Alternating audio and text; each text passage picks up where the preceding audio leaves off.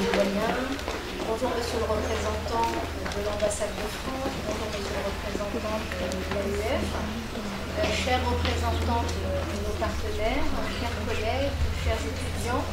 Alors nous sommes vraiment heureuses, la professeure Fatima Oumi et moi-même, et un petit peu émue, j'avoue, d'être avec vous.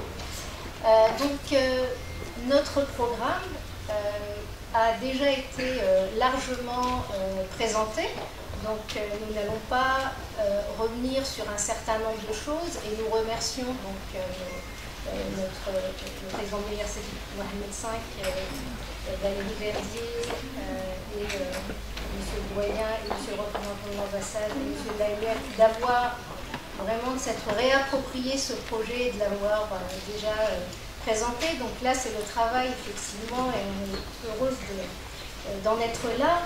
Donc, notre programme s'intéresse au savoir scientifique et technologique, au rapport entre hommes et femmes, à l'éducation et à l'emploi. Et ce programme part de l'hypothèse que la construction de données qualitatives et quantitatives robustes pour produire des savoirs, permettre leur transmission et leurs usages, passe aussi par la prise en compte des rapports hommes-femmes. Et effectivement, ça passe par la prise en compte de conditions de vie différenciées entre les femmes et les hommes. Et ce que nous savons, c'est que ces conditions de vie, les conditions de socialisation entre les femmes et les hommes, sont bien trop souvent source d'inégalités entre les femmes et les hommes. Ces inégalités sont, comme cela a été souligné, sont présentes partout dans le monde, avec des configurations et des effets différents.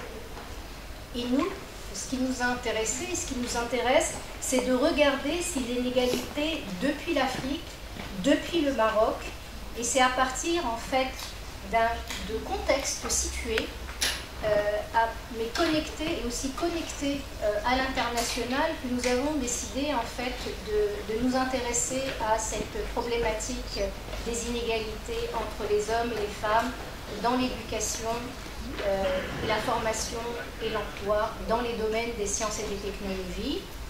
Pourquoi les sciences et les technologies? Parce que bien souvent, effectivement, les sciences et les technologies sont des lieux qui ont été peu questionnés, peu étudiés par les études qui s'intéressent aux femmes, par les études qui s'intéressent sur les rapports hommes-femmes, parce que à la fois la science, les savoirs, les milieux scientifiques, les milieux de recherche et développement, tout ce qui a lieu, en fait, tout ce qui est connecté à la science a été longtemps considéré comme étanche aux inégalités. Et c'est notre focus principal.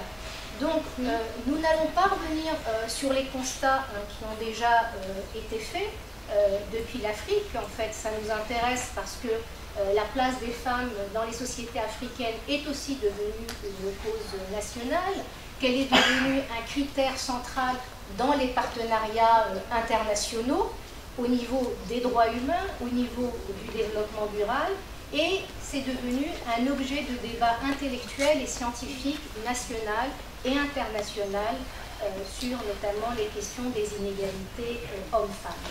Alors, pour ce qui est du Maroc, je ne vais pas répéter ce qui a été dit, et ce qui nous a beaucoup motivés, c'est ce paradoxe en fait dont il a déjà été question, c'est-à-dire à la fois effectivement il y a des inégalités, il y a des efforts législatifs, notamment voilà, des effets qu'on voit déjà sur la scolarisation des filles, la réussite des filles. Je ne vais pas répéter les chiffres qui ont été cités.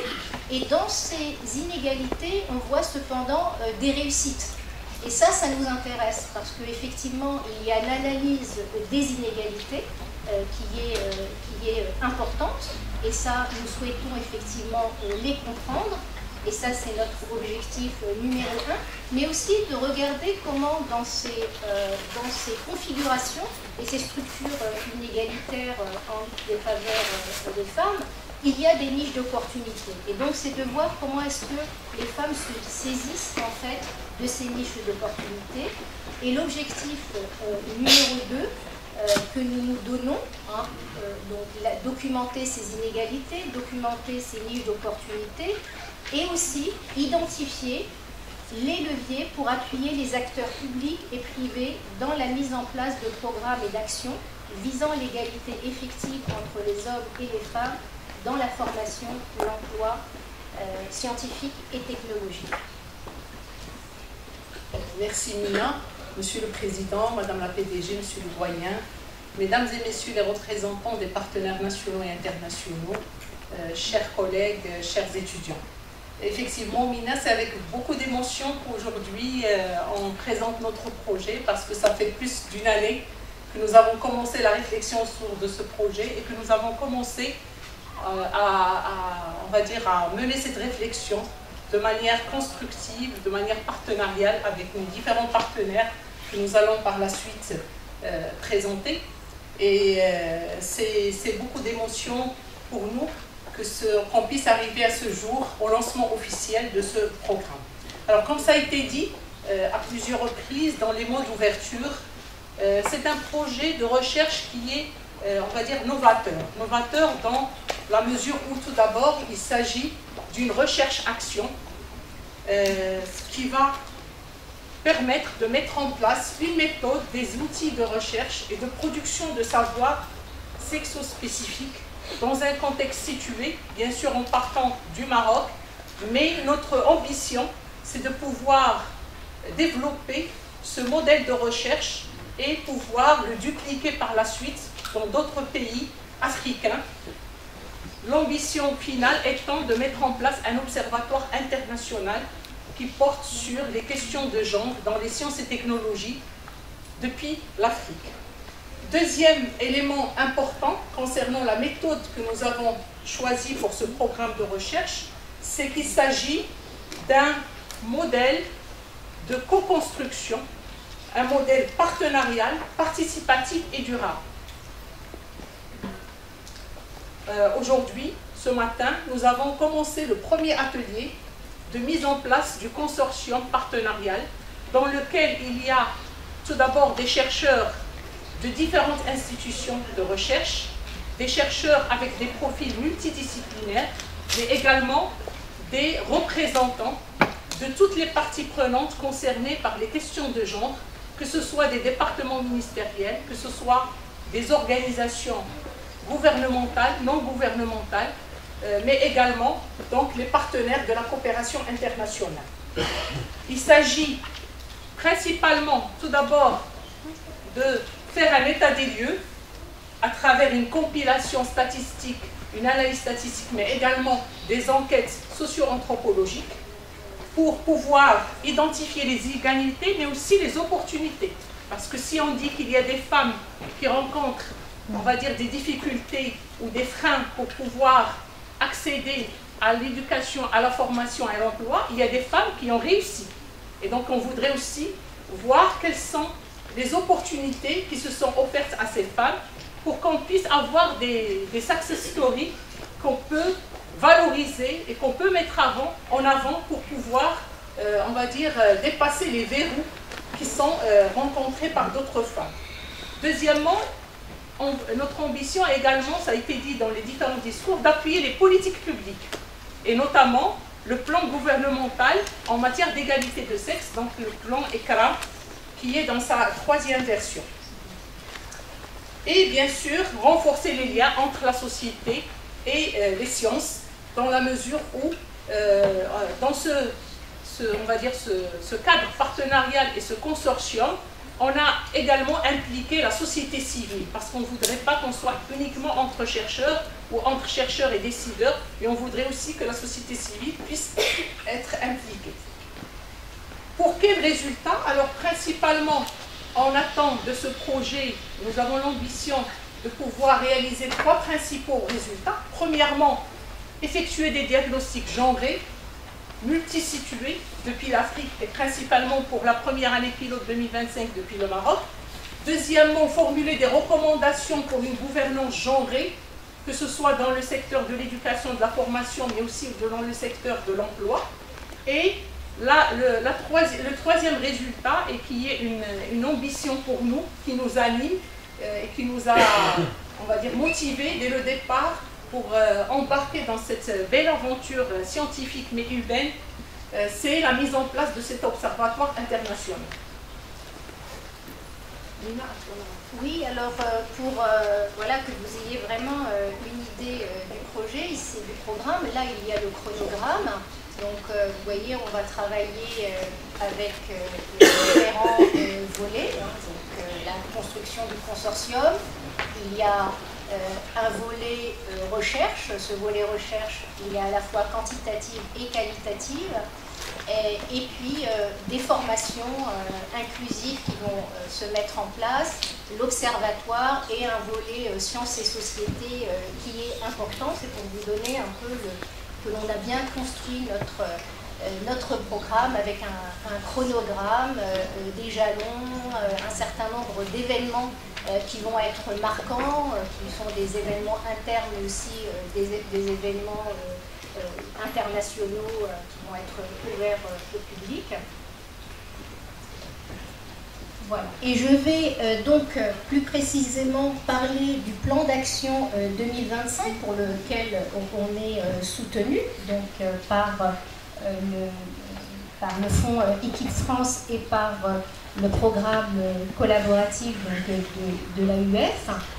Ces financements, ces cofinancements, parce que nos instituts, effectivement, pour parler de cofinancement, je crois que c'est important, c'est aussi l'engagement de nos instituts qui nous permettent aussi d'avoir du temps pour pouvoir travailler sur ces programmes, d'engager du personnel d'appui, etc., qui vont travailler avec nous.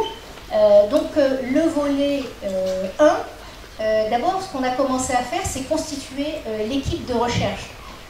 L'équipe de recherche, bien sûr, elle a été identifiée, mais après, il y a tout un travail de constitution de cette équipe, parce que les chercheurs viennent de disciplines différentes, ont leur thématique, leur expertise, et donc l'enjeu, c'est à la fois de s'appuyer sur cette expertise et de les faire sortir de leur zone de confort pour qu'il y ait une dynamique commune et d'identifier aussi des partenaires institutionnels et des organisations gouvernementales qui puissent s'engager avec nous. Donc on en est à ce stade, et l'atelier dont a parlé Fatima tout à l'heure, qui a commencé ce matin, qui va se poursuivre toute la journée de demain, il est là pour construire en fait cet espace de compréhension mutuelle, parce que nous n'avons pas les mêmes visions du monde, nous n'avons pas les mêmes savoirs, nous n'avons pas les mêmes pratiques, et il y a un temps pour vraiment comprendre ce que chaque acteur entend par la promotion des femmes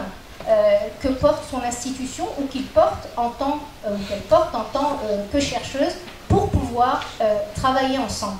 Et ça, c'est aussi l'originalité de notre projet, de notre programme, parce que c'est quelque chose qui est rarement fait, en fait, et qui est indispensable quand on parle de construire du collectif ensemble multi-acteurs. Donc voilà, nous avons donc préparé ces ateliers qui se tiennent, et puis il y a le volet recherche aussi qui a débuté. Alors comment on a débuté? C'est d'identifier des données quantitatives existantes et faire des premières compilations statistiques exploratoires. Et là, bien sûr, on a travaillé et on est vraiment très très heureuse d'avoir pu compter sur l'appui des différents ministères. Hein, on va les évoquer tout à l'heure. Avec les chercheurs, nous avons aussi identifié des premières études de cas pour l'enquête parcours, l'enquête socio-anthropo. Et puis aussi, comme il y a une partie analyse de l'action publique, notamment des politiques publiques en faveur de la promotion des femmes, c'est aussi d'identifier les données, les documents du plan inégalité, des différents plans inégalité pour pouvoir faire la synthèse. Dans ce que je disais tout à l'heure par rapport à pourquoi on s'intéresse aux sciences et aux technologies, etc., c'est que notre programme comporte aussi un travail important d'état de l'art sur cette question, c'est-à-dire comment est-ce qu'on a produit des savoirs sur les femmes, et donc c'est de faire un état de l'art qui soit robuste, qui soit exhaustif, pour qu'on puisse puisse aussi positionner nos questions et de ne pas refaire des travaux qui ont déjà été faits. Donc c'est un travail qui demande l'identification des publications qui sont faites sur ces questions depuis le Maroc, depuis l'Afrique, depuis l'international, et de faire un état de l'art voilà, qui nous permette de positionner nos questions et de les affiner. Alors, l'équipe de recherche, comme vous le voyez, elle est constituée bien sûr par des chercheurs et des chercheuses de nos institutions respectives, hein, de la faculté des sciences de l'éducation. Donc, nous sommes coordinatrices, mais nous participons à la recherche. Donc, la professeure Fatema Oumi, elle est spécialiste des sciences de l'information et de la communication et a engagé autour d'elle une équipe de sociologues, dont le professeur la professeure Nejat Bassou, dont le professeur Mustafa Wassar, dont le professeur aussi Driss El-Rizouani. Donc voilà, je m'excuse d'avoir abîmé les noms. Et puis, en fait, autour de cette équipe de la FSE, c'est aussi des doctorants et de doctorantes dont les projets de recherche sont en construction et qui vont être directement s'inscrire dans le programme. Notre institution aussi, hein, l'IRD, vont travailler avec nous Boris Samuel, qui est à la fois ingénieur statisticien et spécialiste en sociologie politique, qui a déjà travaillé au Maroc et qui a travaillé aussi dans d'autres pays en Afrique, notamment en Mauritanie, au Sénégal, au Mali. Et puis, il est chargé de recherche à l'IRD. Pepita Ouldahmed, qui est économiste et qui va aussi travailler avec nous, et de même donc des doctorants qui s'inscrivent aussi dans le programme. Alors, il y a aussi, l'idée aussi, c'est de ne pas rester dans l'entre-soi, parce qu'il y a aussi un réseau de collaboration de la FSE, un réseau partenarial de l'IRD aussi au Maroc. Donc nous pouvons compter sur des collègues avec lesquels nous avons des collaborations historiques. Et je veux citer ici notamment l'école Hassania des travaux publics, en lien donc, avec les travaux de la professeure Grazia Scarfo, qui est sociologue et spécialiste en sociologie des organisations, la faculté des lettres et des sciences humaines de Mohammedia avec le professeur Kamel Mellah, avec lequel on a travaillé depuis 20 ans, voilà, et qui sont des collègues avec lesquels on a régulièrement des collaborations. Et puis des collaborations aussi nouvelles. Et ça, c'est important aussi d'avoir un effet d'entraînement et d'appui avec des collègues qui sont voilà, spécialistes d'expertise qu'on ne compte pas forcément dans nos institutions respectives pour l'instant. Et je veux parler de la professeure Sana Doukali, de la faculté des sciences juridiques, économiques et sociales de Ain Chour, de l'université de Casablanca aussi, et de la professeure Fadwa Maroub, donc de la faculté d'économie et de gestion de l'université Ibn Tofel de Kenitra. Alors, à ces équipes, nous avons aussi revivifié des collaborations avec l'Institut national de statistique et d'économie appliquée qui viennent de nous rejoindre, avec une équipe qui est composée d'ingénieurs statisticiens et de démographes, avec la professeure Shaima Diouri, et de sociologues spécialistes dans les questions de genre, avec le professeur Rachid Toutou. Je crois que je n'ai oublié personne.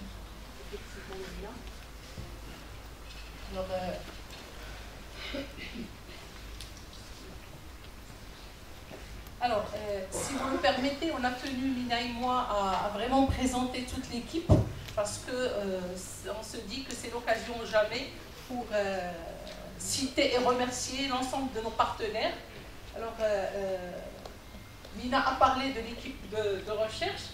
Donc elle a parlé de l'équipe de la FSE de l'IRD, mais elle a omis de dire qu'elle fait partie de cette équipe en tant qu'historienne et sociologue des sciences et technologies, et qu'elle contribue activement, pas au niveau uniquement de la coordination du programme, mais également des études de terrain.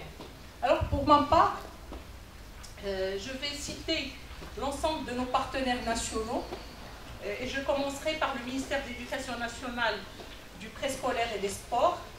Et là, je tiens à citer mon amie et ma collègue dans une autre équipe au ministère de l'Éducation nationale, Mme Ilham Aziz, qui est directrice des ressources pédagogiques et numériques. Et en fait, c'est elle qui a été à l'origine de ma rencontre avec Nina et qui nous a permis de travailler ensemble sur ce projet. Donc je tiens à la remercier vivement, ainsi que son équipe, Doua, Anas et Yasmine, qui nous accompagnent, que ce soit dans la compilation statistique des données, mais également dans l'analyse de la littérature grise. Je tiens également à remercier M. Adil Belja, le directeur de la stratégie des statistiques de la planification du ministère de l'Éducation nationale, ainsi que son équipe, d'avoir mis à notre disposition les données statistiques qui concernent la scolarisation des filles et toutes les données, que ce soit nationales ou bien régionales, liées au genre.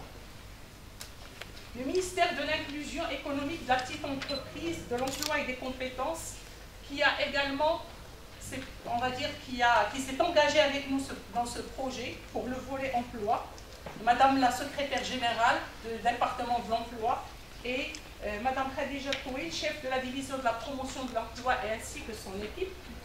Le ministère, bien sûr, notre ministère de tutelle, le ministère de l'enseignement supérieur, de la recherche scientifique et de l'innovation, Monsieur le secrétaire général, Madame Nawal Binawi, qui est directrice des stratégies et de la planification, pour que le soutien qu'il nous apporte au niveau des données statistiques qui concernent l'enseignement supérieur et la recherche scientifique. Mais également, nous voulons citer à ce niveau notre amie Sana Asbar, qui était directrice de la coopération du partenariat, qui lui a soutenu le projet dans son démarrage et qui actuellement, elle a rejoint l'équipe avec sa casquette de professeur-chercheur. Le ministère de la Solidarité, de la Femme et du Développement social. Le projet a été soutenu par l'ex-ministre Mme Awatet Khaya. Et actuellement, donc, nous avons un point focal qui est M. James, chef de la division d'autonomisation de la femme et son équipe qui nous accompagne. Le Haut Commissariat au Plan, donc M. Shakib Ben Moussa nous a soutenus en tant que ministre de l'Éducation nationale. Il a continué à soutenir le projet en tant que Haut Commissaire au Plan. Et là, je tiens à remercier Mme Hassana Bey, qui est chef de la division de la communication de la coopération ici présente, et toute l'équipe qui nous accompagne dans ce projet. La Fondation du roi Abdelaziz El Saoud pour les études islamiques et les sciences humaines à Casablanca, M.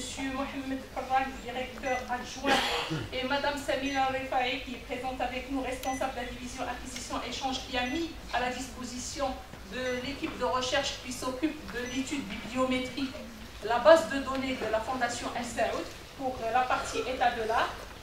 L'Association des femmes chefs d'entreprise du Maroc, et à sa tête Mme Leila Doukali, la présidente, et qui est représentée aujourd'hui par Mme Wafa El-Alaoui, présidente de la FEM de la région de Rabat, Salé-Kinitra, ainsi que l'Association marocaine pour la recherche et développement R&D Maroc, en la personne de M. Mohamed Smani ici présent, ainsi que toute son équipe qui nous accompagne et qui va nous accompagner dans ce projet. Alors,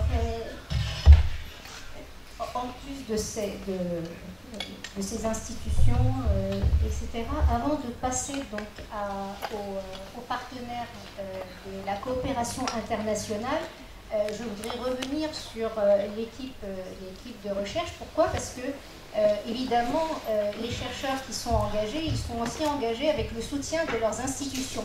Et j'ai oublié d'omettre, et je m'en excuse, l'appui donc du président de l'université Hassan II de Casablanca, le professeur Orsil Azidou, et les doyens de la faculté des lettres et des sciences humaines de Mohammedia, le doyen de la faculté des sciences juridiques, économiques et sociales de Ain Shor, le professeur Abdeltaif Koumetz, et bien sûr les directeurs de l'école Hassania des travaux publics, hein, le professeur Jawad Boutahar, et aussi la direction de l'Institut national de statistique et d'économie appliquée, donc au nom du professeur Mohamed Jawad Al-Qassimi, sans qui en fait ces participations, enfin ces collaborations ne peuvent pas avoir lieu. Au niveau des organisations, des partenaires de la coopération internationale, hein, je voudrais encore une fois revenir sur le service de coopération et d'action culturelle de l'ambassade de France, qui nous a effectivement donné cette opportunité de pouvoir proposer notre programme pour un cofinancement dans le cadre de fonds Équipe France, et qui a participé aussi avec nous aux ateliers de ce matin, donc qui est aussi engagé dans la co-construction avec la présence de monsieur Ilyes Chakouk. D'une part, je voudrais aussi bien sûr reciter et remercier l'AEF représentée ici, qui nous a donné aussi cette opportunité de présenter notre programme pour un cofinancement dans le cadre du programme collectif, et l'UNESCO dont on va parler. Je voudrais particulièrement remercier le directeur du bureau Maghreb de l'UNESCO, Eric Falt, et madame Hélène Guillol, chef de la section éducation. Et voilà, la question de l'UNESCO, nous allons continuer à en parler là avec Fatima. Merci Nina. Alors justement, pour conclure, nous tenons à exprimer notre on va dire, joie et notre réjouissance que notre candidature à la chaire UNESCO a été retenue, et que dans les semaines prochaines, nous allons procéder à la mise en place effective de cette chaire. Cette chaire UNESCO, son objectif principal, c'est que nous puissions bénéficier du réseau des chaires UNESCO pour un renforcement de capacité, pour un partage de l'expertise, pour qu'on puisse développer le réseautage entre notre université et les autres universités qui disposent de chaires UNESCO qui travaillent sur les problématiques de genre, et qu'on puisse avoir, on va dire, un rayonnement de ce programme de recherche. Et là, on tient bien sûr à remercier l'UNESCO pour l'appui apporté à cette candidature, mais également la Commission nationale pour l'éducation, les sciences et la culture, en la personne de son secrétaire général par intérim ici présent. Et là, je tiens également à exprimer mes vifs remerciements à Monsieur le Président de l'Université pour le soutien apporté à ce programme de recherche, Monsieur le Doyen, Professeur Pidey, Madame la Présidente, Directrice Générale de l'IRD. Je tiens à remercier vivement encore une fois tous les partenaires nationaux et internationaux. Je tiens à remercier mes collègues qui ont bien voulu adhérer à ce programme de recherche, à remercier Mina pour cette belle opportunité, comme j'ai dit, cette belle aventure scientifique et humaine. Je tiens à remercier l'ensemble des collègues, des étudiants qui vont participer, que ce soit des doctorants, des étudiants de master qui vont participer aux études sur le terrain, mais également qui ont participé à l'organisation de cet événement. Donc merci à toutes et à tous, et on espère qu'on n'a pas